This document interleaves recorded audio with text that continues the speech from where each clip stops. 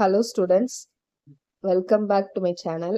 இன்னைக்கு நம்ம பார்க்க போற வீடியோ என்னன்னா block diagram to signal flow graph. So last time block diagram எப்படி நம்ம சால்வ் பண்றது பார்த்தோம், சிக்னல் ஃப்ளோ கிராஃப் எப்படி சால்வ் பண்றது பார்த்தோம். ஸோ பிளாக் டயக்ராம் வந்து சிக்னல் ஃப்ளோ கிராஃபா நம்ம மாத்திட்டோம்னா ஈஸியா சால்வ் பண்ணலாம். நம்ம அந்த ஃபார்முலால அப்ளை பண்ணி நம்ம பிளாக் டயக்ராம் ஒன் பை ஒன்னா நம்ம ரெடியூஸ் பண்ணி நம்ம போடுறதுக்கு கொஞ்சம் கஷ்டமா இருக்கும். ஸோ பிளாக் டயக்ராம இல்ல பிளாக் டயக்ராம் ரிடக்ஷனும் பண்ணிக்கலாம். ஸோ நம்ம இது ஒரு method, block diagram to signal flow கிராஃபா எப்படி கன்வெர்ட் பண்றதுன்னு. ஸோ இதுல சம்மிங் பாயிண்ட் எல்லாமே ஒரு பாயிண்டா எடுக்கணும். அப்புறம் வந்துட்டு அந்த இந்த மாதிரி எடுத்துப்பாங்கல்ல அந்த பாயிண்ட்டையும் ஒரு பாயிண்டா எடுக்கணும். அப்புறம் இன்புட் ஒரு பாயிண்ட், அவுட்புட் ஒரு பாயிண்ட். ஸோ இன்புட் ஒரு பாயிண்ட், சம்மிங் பாயிண்ட் ஒரு பாயிண்ட், இந்த சம்மிங் பாயிண்ட் ஒரு பாயிண்ட், இது ஒன்று பாயிண்ட். அப்புறம் இந்த மாதிரி டேக் ஆஃப் பாயிண்ட் ஒரு பாயிண்ட், இது ஒன்று, இதில் ஒரு சம்மிங் பாயிண்ட், இந்த டேக் ஆஃப் பாயிண்ட் ஒன்று, இது ஒன்று 9, 10 அவுட்புட், இது வந்து 10. ஸோ இந்த சம் வந்து நம்ம லாஸ்ட்டாக பிளாக் டயக்ராம் ரிடக்ஷன்ல பார்த்த சம்மே தான். அதை வந்து இப்போ சிக்னல் ஃப்ளோ கிராஃபாக மாற்றி எப்படி நம்ம சால்வ் பண்ணுறது அப்படின்னு நம்ம பார்க்குறோம். ஸோ அப்புறம் பிளாக் டயக்ராம் ரிடக்ஷன் இதுக்கு எப்படி பண்ணணும்னு டவுட் வராதுல்ல, அதனால நான் அதே சம் எடுத்திருக்கேன்.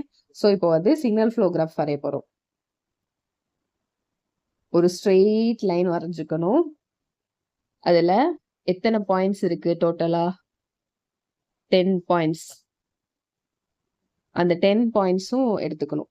1 2 3 4 5 6 7 8 9 10.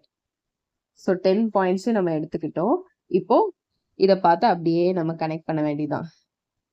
ஸோ 1 வந்து ஆர் ஆஃப் எஸ், இது வந்து 10 வந்து சி ஆஃப் எஸ். இப்போ செகண்ட் பாயிண்ட் வந்து 9th பாயிண்ட்ல இருந்து கனெக்ட் ஆயிருக்கு. 9th பாயிண்ட் இங்க இருந்து செகண்ட் பாயிண்ட்ல கனெக்ட் ஆயிருக்கு. ஸோ இதான் 9th பாயிண்ட்.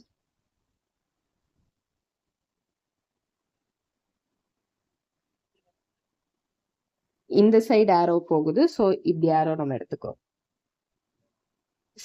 அடுத்து தேர்ட் பாயிண்ட் வந்து 6th பாயிண்ட்ல இருந்து கனெக்ட் ஆயிருக்கு. ஸோ இது 9 8 7 6.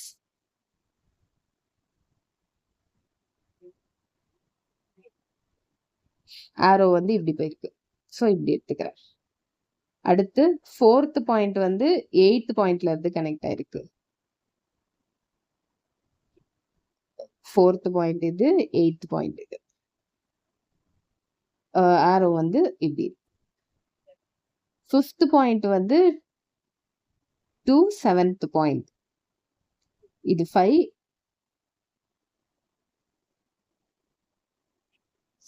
7th point. ஓகே, இப்போ ஆரோஸ் இருக்கு, நம்ம வேல்யூஸ் போடணும். இந்த பக்கம் ஆரோ போகுது. ஸோ இப்படி எடுத்துக்கிறோம். இப்போ வேல்யூஸ் போடணும். ஓகே, இங்கே போறதுல என்ன கனெக்ட் ஆயிருக்கு? G4 கனெக்ட் ஆயிருக்கு. So G4. இங்க இருந்து இப்படி வர்றது வந்து வேல்யூ 1ன்னு எடுத்தாச்சு.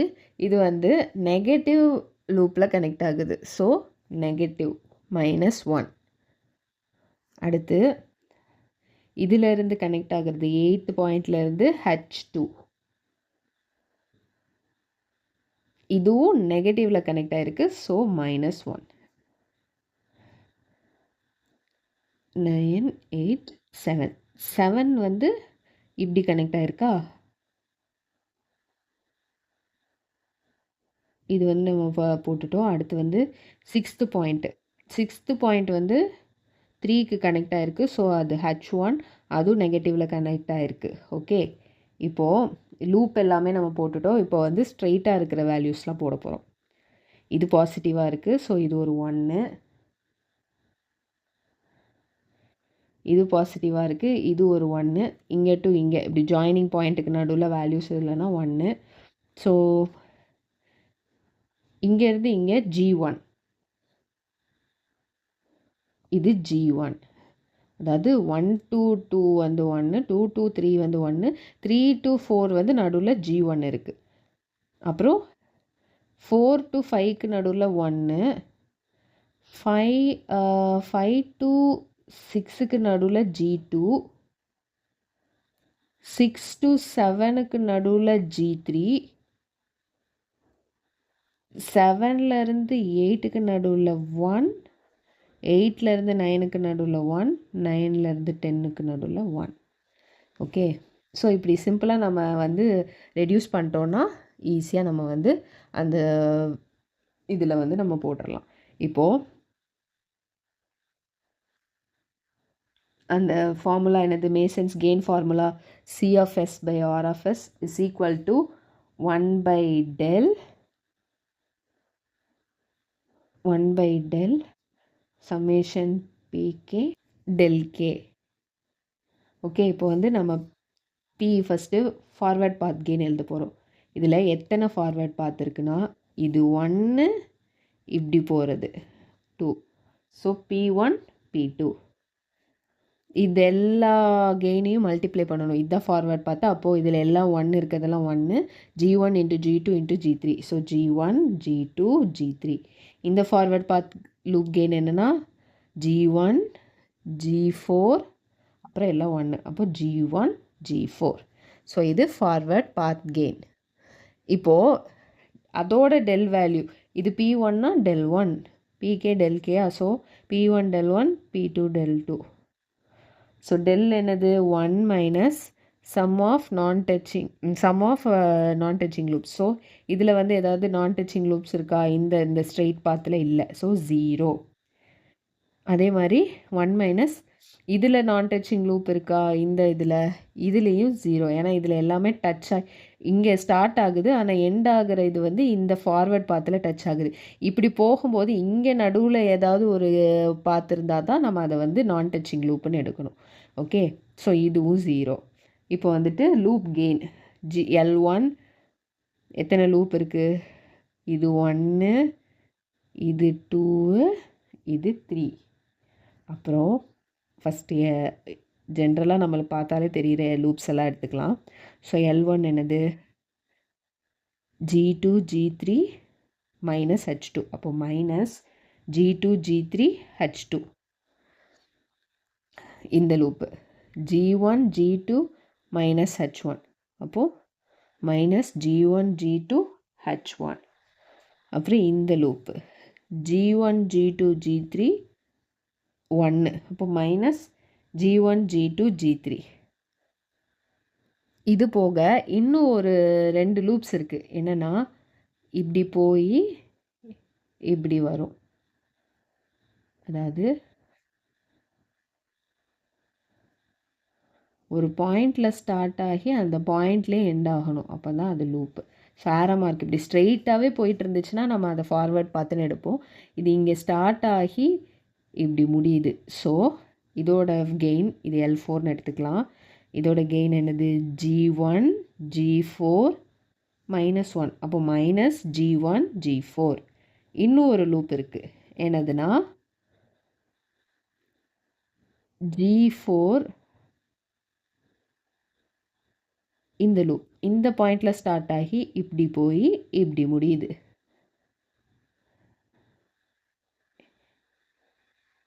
ஸோ G4 H2 இப்படி இருக்குது ஒரு லூப்பு. சாரி, இப்படி இங்கே இப்படி ஸ்டார்ட் ஆகி இங்கே முடியுது. Okay, so G4 minus G4 H2. So இப்போது ஃபார்முலாலாம் அப்ளை பண்ணிட வேண்டியதான்.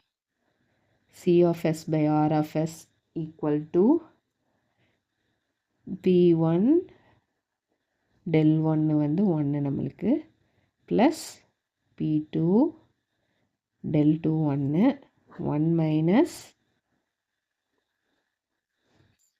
sum of individual loop gain. அப்போது இது எல்லாமே மைனஸ்னு போடுவோமா? அப்போது மைனஸும் வரும். ஸோ இது எல்லாமே வெளியே வரனால ப்ளஸ்ன்னு வந்துடும். So plus G2 G3 H2 plus G1 G2 H1 plus G1 G2 G3 plus G1 G4 plus G4 H2. அப்புறம் minus sum of non touching loops. இங்கே எல்லாமே டச் ஆகுது. ஸோ இங்கே ஒரு லூப், இங்கே ஒரு லூப்புன்னு தனியாக இருந்தால் தான் நான் டச்சிங். இது எல்லாமே ஒரே லூப்பில் இருக்குது. ஸோ நான் டச்சிங் லூப்ஸ் கிடையாது.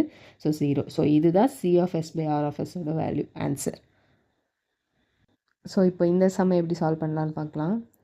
C of S by R of S equal to, இப்போ டைரெக்டாக ஃபார்முலாலே நம்ம அப்ளை பண்ணலாம். ஸோ ஃபார்வர்ட் பாத், இது ஒரு forward path. G1, G2, G3, G4, G5 forward path. Del value என்னது? P1 del 1. ஸோ del 1 வந்து 1 மைனஸ் 0. இதில் எந்த நான் டச்சிங் லூப்ஸும் இல்லை. Second,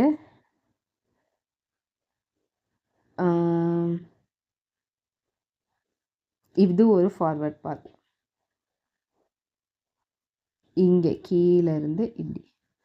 so G4, G5, G6 into இந்த ஃபார்வர்ட் பாத்தில் ஏதாவது நான் டச்சிங் லூப் இருக்கா? இது ஒன்று இருக்குது. ஸோ 1 மைனஸ் இந்த லூப்போட வேல்யூ என்னது? G2 H1. இதில் ஒரு மைனஸ் இருக்குது. ஸோ இது ப்ளஸ் ஆயிரும். ஸோ இது டிவைடட் பை, இது டிவைடட் பை பாக்ஸ் இல்லை, 1 minus sum of individual loop gain. So individual loop gain என்னது? இது ஒரு லூப், இது ஒரு லூப். ஸோ அதோட வேல்யூ எழுதணும் இண்டிவிஜுவல் லூப் கெயினில். G2 H1 மைனஸ் இது என்னது? Minus G5 H3. இன்னும் ஒரு லூப் இருக்குது, இது ஒரு லூப் ஸ்டார்ட் ஆகி எண்ட் ஆகணும். So minus G2 G3 H2 plus sum of non touching loops. So இந்த லூப் டச் ஆகலை. So G2 G3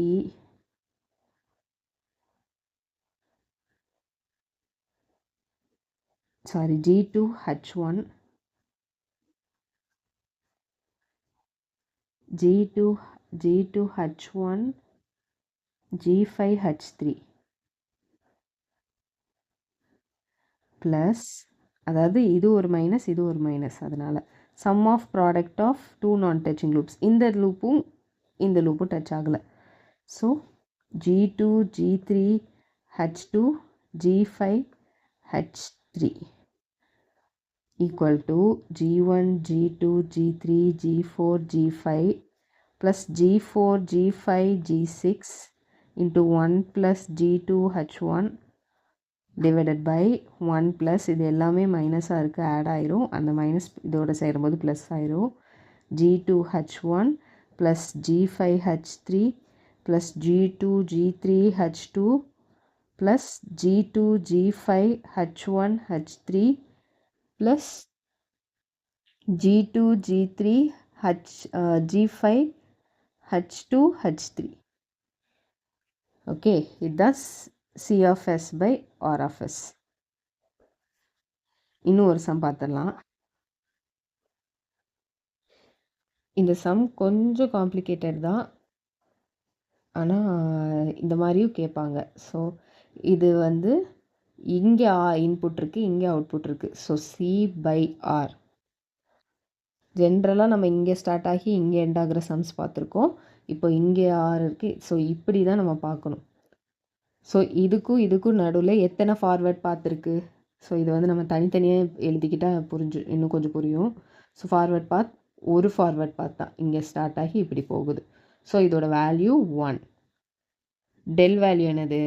1 minus sum of product of non touching loop. So இதில் நான் டச்சிங் என்னது? இந்த பாத்தில் touch ஆகாத loop இது ஒன்று, இது ஒன்று. ஸோ இதை எழுதணும் கெயினை. 6 4s are 24, அங்கே மைனஸ் S இன்வர்ஸ், அப்புறம் இங்கே வந்து மைனஸ் 3 S இன்வர்ஸ். ஸோ இதோட value 1 plus 24 S inverse plus 3 S inverse, which means 27 S inverse. So S inverse நம்ம divided by S equal to, இது வந்து loop 1 அடுத்து இது ஒரு லூப், இது ஒரு லூப், இது ஒரு loop. So loop 1, loop 2, loop 3. இதோட வேல்யூ என்னது? -2 S inverse, -24 S inverse, -3 S inverse. So -2, -24, -3. Okay, இப்போது நான் டச்சிங் லூப்ஸ் அதோட சம் ஆஃப் ப்ராடக்ட், இதுவும் non touching. So sum of product. Okay, so இதோட ப்ராடக்ட் என்னது? -2S inverse,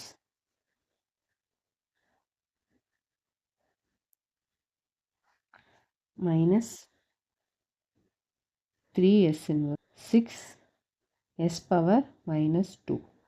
இப்போ 6/S square. இப்போ வந்து இந்த ஃபார்முலாவில் அப்படியே அப்ளை பண்ணிட வேண்டியதான். டெல் பிகே டெல் கேயா. ஸோ இது வந்து 27/S P1 del 1 வேல்யூ. அப்புறம் 1 minus sum of individual loop gain, அந்த S இன்வர்ஸ் எல்லாத்தையும் பை எஸ்ன்னு எடுத்துக்கலாம்.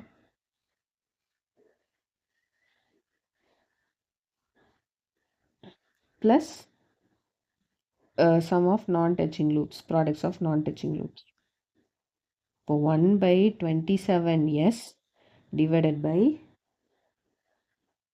1 ப்ளஸ் எல்லாமே ப்ளஸில் இருக்கிறனால இது ஒரு 27, 28, 29/S ப்ளஸ் 6/S ஸ்கொயர். இது அப்படியே எல்சிஎம் எடுத்தோன்னா S + 27/S, இதில் S ஸ்கொயரா. So S square plus 29S plus 6/S square. So இந்த எஸ்ஸும் இந்த ஸ்கொயரில் உள்ள இதுவும் கேன்சல் ஆயிரும். நெக்ஸ்ட்டு S இன்ட்டு அந்த கீழே நம்மளுக்கு கேன்சல் ஆகி வந்த எஸ்ஸை நம்ம வந்து மேலே எடுத்துக்கிறோம். S + 27 divided by S square plus 29S plus 6. இதுதான் C/Rஓட ஆன்சர். அதாவது நம்ம இந்த எஸ்ஸும் S ஸ்கொயரில் உள்ள ஒரு டேர்மும் கேன்சல் ஆயிடுது. ஸோ நம்ம ஜென்ரலாக டிவைடட் பைன்னு போட்டோன்னா இதை அப்படியே ரெசிப்ரோக்கல் எடுப்போமா. ஸோ S டிவைடட் பை இந்த வேல்யூ வரும். இந்த எஸ்ஸை இங்கே மல்டிப்ளை பண்ணிடுறோம். இந்த வேல்யூவை நம்ம இதில் எழுதுகிறோம். ஸோ அதுதான் நம்மளுக்கு வந்து ஆன்சர். ஸோ சிக்னல் ஃப்ளோகிராஃபில் இந்த மாதிரி டிஃப்ரெண்ட் மெத்தட்ஸில் நிறைய ப்ராப்ளம்ஸ் இருக்குது. இன்னும் நம்ம வர வீடியோஸில் பார்க்கலாம். தேங்க்யூ.